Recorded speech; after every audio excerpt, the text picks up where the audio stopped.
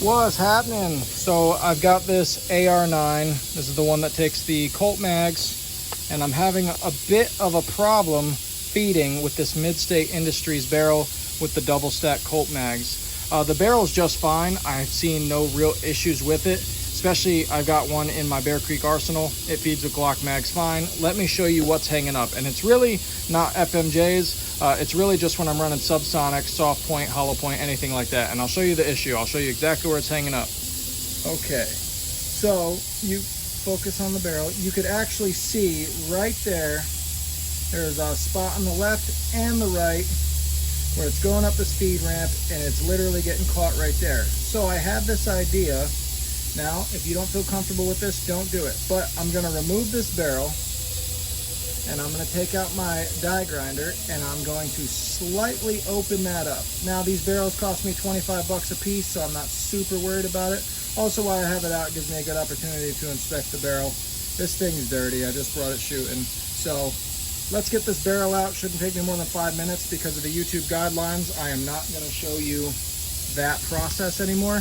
But I am going to load the mag, and I'm going to try to load a live round just so you can see what I'm talking about. There you go. I've tried to load around, and you could see exactly where that 147 grain got caught, right there on the mouth of that feed ramp, or the mouth of the barrel there. That you could see how there's a little, like maybe a crown or so in there, and that's to help assist the feeding of the round. So I'm just gonna open up that crown just a little bit. For anyone saying it's dangerous, that crown is a lot wider on certain aftermarket barrels. I know if you get Angstad arms or anything like that, that crown is open up a lot more specifically to aid in the feeding of rounds for a double stack mag like so. So it's not gonna hurt it as long as you don't go too deep and cause issues with case rupture or anything like that, which I'm not gonna do. I'm essentially gonna open it up just a little bit and polish it just at the bottom there. Check it out, that's the barrel removed. You can see the pin up top. And I've got my upper sitting right here. There's what it looks like without the barrel in. Anywho, so what I'm gonna do, you can see where the copper is. I'm gonna open up, and you can see where there's another bevel there. I'm just gonna open up that bevel a little bit more, not much, and I'm gonna smooth it out. Just make one ramp from here over to here, smooth it out a little bit, and then we're gonna test its feeding again. All right, using my die grinder, this is what we've got. I gotta smooth it out a little bit. I might have dug into that barrel a little too much. Hopefully we don't have an out of battery rupture or anything. I didn't go too much deeper than it already was. See if we can focus there. Just a little bit. I'm talking a millimeter, if not 2, maybe.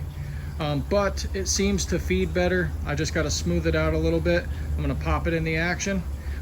Again, I'm not a professional gunsmith, and if you are not, do this at your own risk. So I'm not perfect, I'm not giving any advice, I'm just showing you what I'm doing, and I'm gonna see if it helps. All right, I'm doing this one-handed. You can see I've got my soft point 147 grain subs in there. Can't let it go in no slower than that. Let's try that one more time. This time I've got the gun sitting upright. You can see it definitely helps that round not get stuck there. By the way, I just want to point out, after you put a few thousand rounds through a gun, man, that thing gets smooth. But I digress. Try one more for good measure.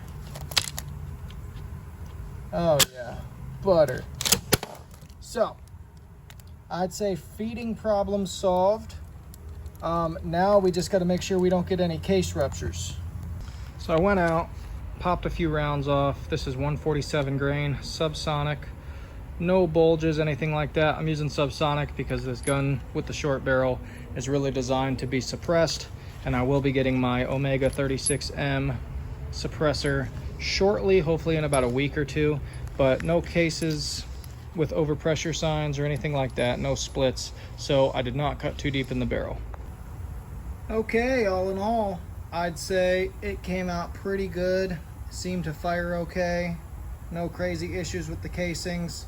It feeds so much better. You could go all the way around. Is it absolutely beautiful? No, and it will smooth out with time, but no crazy bulges on the cases or anything like that. Barrel seems okay, but I did break my last round bolt hold open. That's disappointing. I don't know where I put it, but I broke that, and that was a completely unrelated thing, something to do with the Pro Mag Colt mag block. Just now it allows you to over insert with the bolt open, but I digress. Different story. The barrel mod worked out exactly as planned.